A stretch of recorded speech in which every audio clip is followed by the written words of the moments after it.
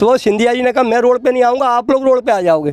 तो सिंधिया जी ने उनको रोड पे ला दिया। तो उनकी बात पे क्या विश्वास किया जाए साहब। सिंधिया जी का साहब यहाँ बहुत अच्छा माहौल है। सिंधिया जी का चेहरा काफ़ी यहाँ लोकप्रिय है, क्योंकि लोग उनको मानते हैं और वो इस तरीके के नेता हैं कि जो आज देश को ज़रूरत है। नमस्कार दोस्तों, the news guide YouTube channel पर आपका स्वागत है। इस समय मैं मौजूद हूँ ग्वालियर में और ग्वालियर के मेला ग्राउंड में। आप हमारे पीछे देख सकते हैं, ये मेला ग्राउंड है और यहाँ पर काफ़ी लंबे समय तक जो है 3 महीने लगातार मेला लगता है, जनवरी से लेकर मार्च तक।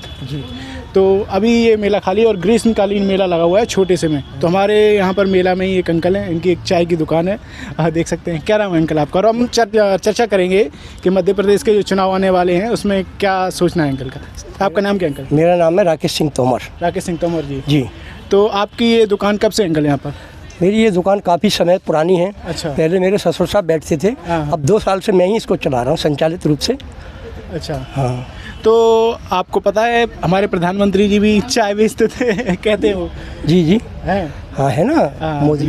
तो आपको क्या लग रहा है जो मध्य प्रदेश में चुनाव आने वाले हैं, तो जो शिवराज सिंह चौहान की 3 साल की सरकार रही है और उससे पहले 2 साल की कांग्रेस की सरकार थी। जी। तो अब क्या लग रहा है, कांग्रेस की वापसी हो सकती है या फिर वापस में बीजेपी आएगी? अभी तो सब फिलहाल ऐसी स्थिति कुछ नहीं दिख रही। सरकार बीजेपी की आती दिख रही है। अच्छा। क्योंकि जो अपने माननीय प्रधानमंत्री जी मोदी जी हैं, उनके कार्यकाल से काफ़ी लोग प्रभावित हैं, क्योंकि उनको अधिकांश लोग चाहते हैं, देश के हित के लिए काम करते हैं। उन्होंने जो नहीं होना था वो काम करके मुमकिन बताया है। इसलिए शिवराज जी का तो क्या, मोदी जी का काम चल रहा है सब। अच्छा, मोदी जी का प्रभाव? मोदी जी का प्रभाव ज़्यादा है। मैंने कहा जो काम अभी तक नहीं हुआ, क्या राम मंदिर और जो नहीं साहब, उन्होंने ऐसा काम किया। एक तो 370 धारा जिसकी कल्पना नहीं थी। एक हमारा जो आज तक हम इंग्लैंड के झंडे से जाने जाते थे, जो पानी के जहाज से लड़ाई शुरू होती थी, वो मोदी जी ने, हमारे माननीय जी ने करवाई। वहाँ आज हम इंडिया के नाम से जाने जाते हैं। वो बैनर उन्होंने हटवा दिया, झंडा। हम भी उसमें 7वें बेड़े पे लड़ाई करने वाले एमी लेवल हो चुके हैं। और आज हमारे मोदी जी को सभी देशों में इतना आमंत्रित किया जाता है और इस तरीके से उनको पूछा जाता है, शांति वार्ता है या कोई भी चीज़ है तो मोदी जी को पहले आमंत्रित किया जाता है। अच्छा। हाँ, इसलिए अभी यहाँ पे मैं कभी जो यहाँ के लोकल कह लीजिए आप मध्य प्रदेश के एक एडिटर हैं, उनकी रिपोर्ट पढ़ रहा था, तो वो ये कह रहे हैं कि जो MP का इलेक्शन है वो झूले की तरह हो रहा है, कभी बीजेपी की तरफ जा रहा है, कभी कांग्रेस की तरफ जा रहा है। नहीं साहब, ऐसा नहीं है।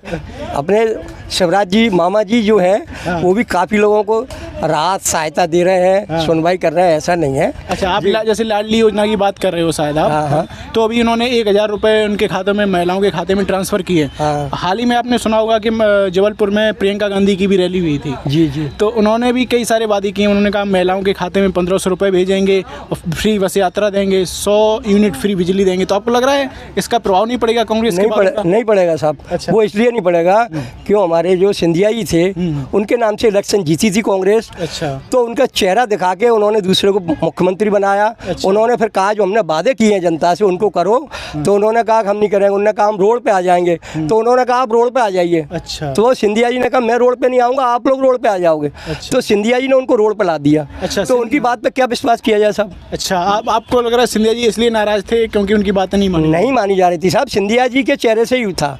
मगर उन्होंने सिंधिया जी से कह दिया कि आप रोड पे जाइए। ये कोई पार्टी में इस तरीके से बात नहीं करना चाहिए। अपन जिसके नाम से चल रहे हैं उसी को नहीं आप कुछ समझ रहे हो। आपको लग रहा है सिंधिया जी को चेहरा बनाया गया था और फिर उन्हें मुख्यमंत्री नहीं बनाया गया? नहीं साहब, सिंधिया जी मुख्यमंत्री बनने के लिए नहीं हुए थे। वो तो केवल क्या है, एक सम्मान के लिए हुए थे। कि अपन को केवल कोई पद तो मिलेगा बीजेपी में जाके। उनको कहीं ये नहीं था कि मैं मुख्यमंत्री बनूं। इनसे कहा था कि राज्यसभा मेंबर बना दो। तो हमारे वो हैं उनके कमलनाथ जी के मित्र दिग्विजय सिंह, तो वो कहते हैं नहीं पहले मैं बनूंगा राज्यसभा मेंबर, बाद में सिंधिया जी बनेंगे। अच्छा। तो उन्होंने कहा मेरे को अध्यक्ष दे दो। तो वो क्या बोले, ये तो मैं दूंगा ही नहीं साहब। अच्छा। अब वो सारे पद ले लेंगे, अगले को भी तो कोई पद मिलना चाहिए, इसलिए उन्होंने पार्टी छोड़ी। वो कोई उसके नहीं, वो केवल पद के लिए। आप जिस तरीके की आंतरिक बातें कर रहे हैं, अंदर की बड़ी पकड़ है आपकी, काफ़ी अच्छी समझ है, जो जिस तरीके की सिंधिया जी के क्या माहौल है। सिंधिया जी का साहब यहाँ बहुत अच्छा माहौल है। सिंधिया जी का चेहरा काफ़ी यहाँ लोकप्रिय है, क्योंकि लोग उनको मानते हैं और वो इस तरीके के नेता हैं कि जो आज देश को ज़रूरत है। अच्छा। हाँ, जो ऐसे नेता नहीं है जो कि मतलब अपने घर बनने वाले। लेकिन बीजेपी के कई सारे नेता ही सिंधिया जी पर आरोप लगा रहे हैं, जैसे कि जो यादव जी हैं, जिन्होंने हराया था KP यादव करके, अब वो तो साहब क्या होता है आप भी जानते हो कि एक दिन वो सेल्फी लेते थे, आज वो नसीब से मोदी जी के उससे जीते तो वो नहीं जीते थे, ये मोदी जी की लहर जीती थी साहब। अच्छा। तो ये कहानी थी। अच्छा। वो नहीं जीते थे, मोदी जी की लहर जीती थी। मोदी जी की लहर। हाँ, वो क्या जीतेंगे। तो आपको लग रहा है कि अभी जो माहौल चल रहा है, जैसे महंगाई का मुद्दा, मैं कई किसानों से बात करके आया हूँ, तो किसानों का कहना है कि इस खाद महंगी हो गई और जो फसलों के रेट सही नहीं मिल रहे, इस वजह से कि जो गरीब वर्ग यानी किसान वर्ग है उसमें बहुत नाराज़गी है।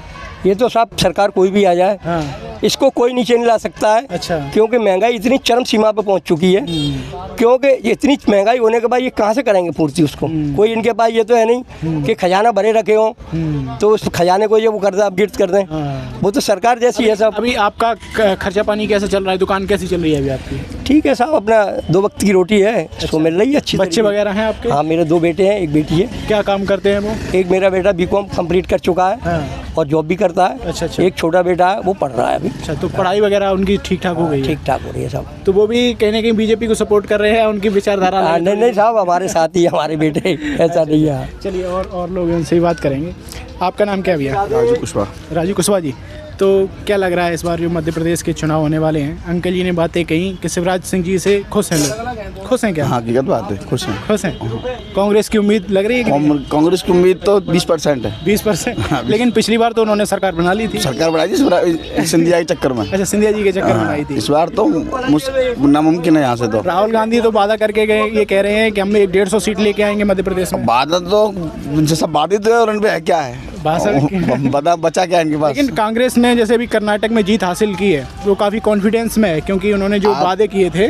आप कहीं भी कर लो, मध्य प्रदेश की तो उम्मीद ही नहीं है। अच्छा। यहाँ शिवराज मामा का काम है। सीट आएंगी, ये नहीं है कि कांग्रेस की नहीं आए, मगर बीजेपी के बराबर नहीं आए। बीजेपी को टक्कर नहीं दे पाएगी? नहीं दे पाएगी। अच्छा। आप क्या काम करते हो भैया? मेरे लेमन सोडा की शॉप है। आप शॉप करते हो? तो जितने भी छोटे व्यापारी हैं, हम अभी कई व्यापारियों से भी मिल के आए हैं, तो काफ़ी लोग नाराज़ भी हैं, कह रहे हैं कि उस तरीके का काम नहीं रहा जैसे पहले था, और उस तरीके जब कोरोना काल से, नोटबंदी, कोरोना काल से किसी की स्थिति वो नहीं रही। ये आप भी समझो, जब थोड़े थोड़े करके धीरे धीरे, एकदम तो कोई बड़ा नहीं होता। सब काम बिगड़ के धीरे धीरे बनेगा। अब चाहे सरकार बीजेपी को या कांग्रेस की हो, काम सब तरीके से ही होंगे, धीरे धीरे ही होंगे। तो लग रहा है कि बन जाएगी? हाँ, मतलब शिवराज मामा दोबारा है? मामा तो है दोबारा। कमल और कमलनाथ में कमल आएगा है? हाँ, कमल। एक और अंकल है, आपका नाम क्या था? मेरा नाम भरत सिंह परियार जी। तो क्या काम करते हैं आप? मैं तो सर अपाहिज हो चुका हूँ, कोई काम नहीं कर पा रहा। अच्छा, वैसे क्या करते थे आप? वैसे मैं भैंसों का काम करता था। तो अपाहिज कैसे हो गए आप? मेरे को गाय ने पटक दिया था कुछ समय पहले 12 में। अच्छा। तो उससे मेरे को नसों में प्रॉब्लम आ गई, कमर की हड्डी में। तो आपने कोई अपना सर्टिफिकेट वगैरह बनाया आपका? कुछ नहीं बना। नहीं बना? कोई सुविधा मिलती है आपको? मेरे को कोई। तो आपको लग रहा है कुछ ये जो सरकार जो चुनाव आने वाले हैं इसमें क्या माहौल रहने वाला है? आप वोट डालने जाते हो? जी जाते हो। तो क्या लग रहा है, क्या माहौल रहेगा? माल तो अभी तो ये समय बताएगा सब। समय बताएगा। जैसे ये लोग कह रहे हैं। हाँ, ये तो हर आदमी के अलग अलग विचार होते हैं। ये तो राम राज्य में अलग तो विचार था, उसके बाद में भी अलग विचार, अब भी अलग विचार। तो आप अपना अलग विचार बता दो। तो ये तो समय बताएगा। तो नहीं, ऐसा वो कोई थोड़े नहीं। आपको लग रहा है कि इसमें समस्या है, तो ऐसा है क्या? नहीं, समस्या कुछ नहीं। वैसे पार्टी अच्छी है, नेता भी अच्छी है, सिंधिया जी का भी नेतृत्व अच्छा चल रहा है। अच्छा। और अब तुमको चेंजिंग वाली बात तो बहुत समय हो चुका है। परिवर्तन होना भी चाहिए और परिवर्तन हो भी सकता है। दोनों बातें। थोड़ी बात नाराजगी है लोगों में। वो तो है क्यों नहीं। देखो, कोई अपने घर पे ही एक मुखिया होता, वो काफ़ी समय से अगर बना रहा तो उसको चेंजिंग तो आती है। अच्छा। आप जो उसकी जगह सिंधिया जी को रख दें और किसी को रख दें तो मामा भी बहुत साल से बैठे ना है। वैसे पार्टी बहुत बढ़िया है, सब काम हो रहा है। चलिए, तो आपने देखा कि कहीं ना कहीं अलग अलग थोड़े से मत भी हैं। और भैया ने बताया कि किस तरीके से बीजेपी से लोग खुश हैं। अंकल तो उन्होंने भी बताया बीजेपी से लोग खुश हैं। तो आप ये समझ सकते हैं। धन्यवाद।